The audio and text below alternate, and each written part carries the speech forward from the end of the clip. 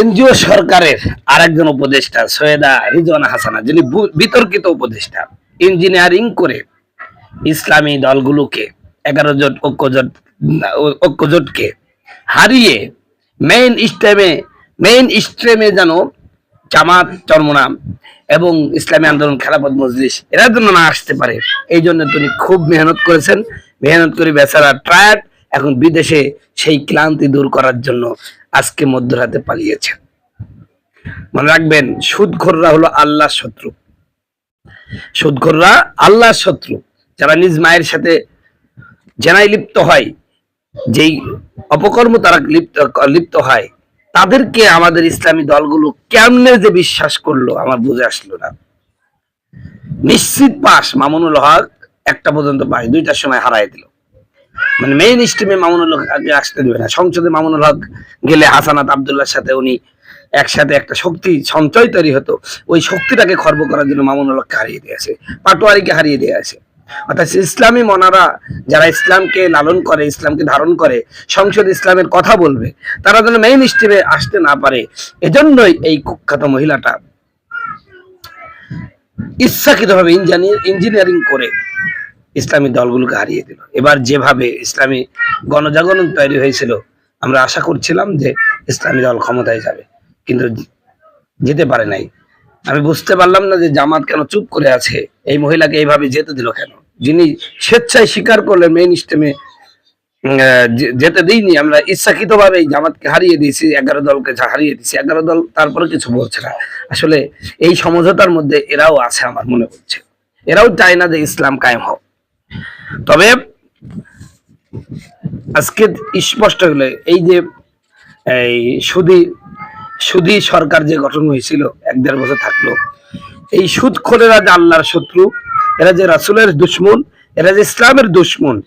আল্লাহ পাকের রাসূল 1400 বছর আগে বলেছেন, কোরআনে আল্লাহ পাক 11,000 বছর আগে বলেছেন, এটা কিন্তু বাস্তবায়িত হয়ে গেল, সত্য হয়ে গেল। কোরআন যে মিথ্যা না, কোরআন যে আল্লাহর বাণী, এটা প্রমাণিত। সুদখোরদেরকে বিশ্বাস করা যায় না, এরা কখনোই আল্লাহর কোরআনকে জমিনে প্রতিষ্ঠিত হতে দেবে না। ওরা নামাজ পড়তে পারে, মসজিদে আসতে পারে, কিন্তু আসলে এদের মধ্যে আল্লাহর ভয় নাই। এটা কিন্তু প্রমাণ হয়েছে। এটাই আমার খুশি লাগছে যে আল্লাহর কোরআন সত্য প্রমাণিত হলো। মা বাবা, আবার আল্লাহ বলতেছেন, বান্দারে, তোমার পিতা মাতার সাথে সদাচরণটা কেমন হবে, কেমন ভাষা হবে, আপনার উপরে ছেড়ে দেন নাই, আল্লাহ শিখায় দিচ্ছেন। শোনো, ইম্মা ইয়াবলুগান্না ইনদাকাল কিবারা আহাদুহুমা আও কিলাহুমা ফালা তাকুল লাহুমা উফিন ওয়ালা তানহারহুমা ওয়া কুল লাহুমা কাওলান কারীমা। তোমার জীবদ্দশায় যদি তোমার পিতামাতার বার্ধক্যে উপনীত হয়, ওরা যদি বুড়ি হয়ে যায়, খবরদার তাদের সাথে ধমকের স্বরে কথা বলো না, তাদেরকে কষ্ট দিও না, এমন কোনো আচরণ করো না। তোমার আচরণে কষ্ট পেয়ে তারা শব্দ করে, তারা কষ্টের কারণে তারা দুঃখ পায়, এমন আচরণ করবা না। বরং পিতামাতার সাথে খুব নম্রভাবে আচরণ করবা, আর ওদের জন্য দোয়া করবা, রব্বির হামহুমা কামা রব্বায়ানি সাগীরা। আয় আল্লাহ, আমি যখন শৈশব ছিলাম, ভূমিষ্ঠ হওয়ার পরে কান্না ছাড়া আমার কোনো ভাষা ছিল না। মায়ের কোলের মধ্যে প্রসাব করে দিয়েছি, পায়খানা করে দিয়েছি।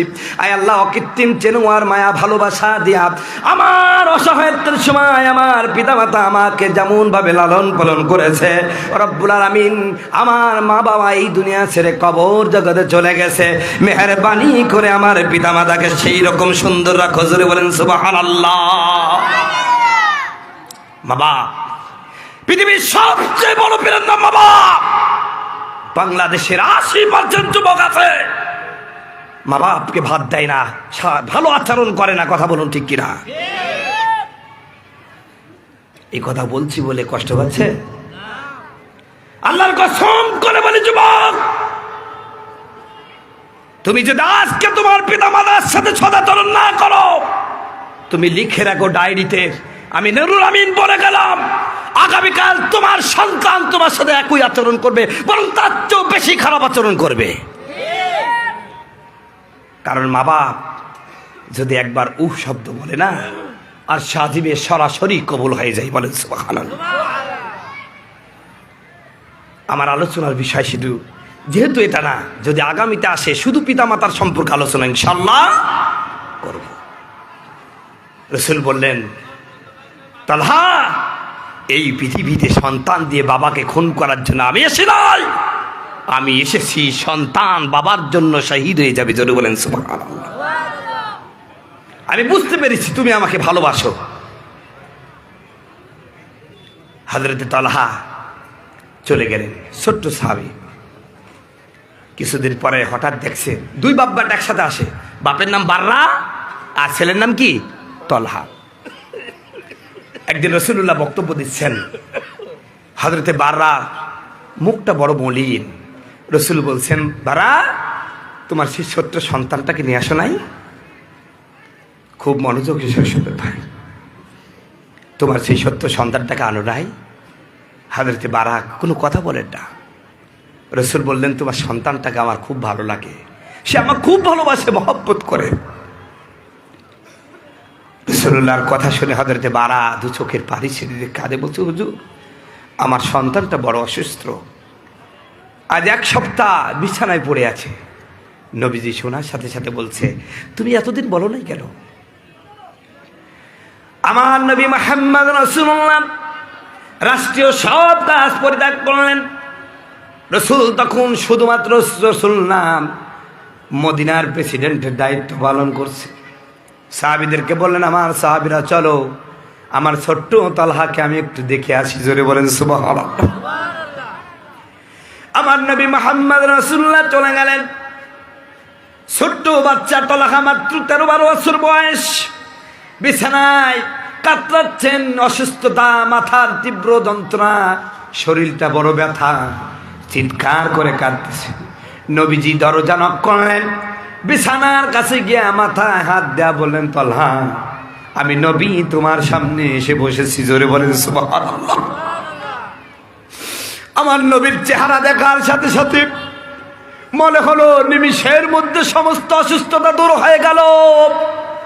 হযরতে তালহা অপলক নেত্রে নবীজির চেহারা মুবারক দিকে তাকিয়ে আছেন। নবীজি তার হাত মুবারক দিয়ে তার মাথাটা দোলে দিচ্ছেন, চুলগুলো নেড়ে দিচ্ছেন, শরীরটা নেড়ে দিচ্ছেন। হযরতে তালহার চোখটা বুঝে আসলো ঘুম ঘুম ভাব। নবীজি মুহাম্মদ সাল্লাল্লাহু আলাইহি ওয়াসাল্লাম এক পর্যায়ে যখন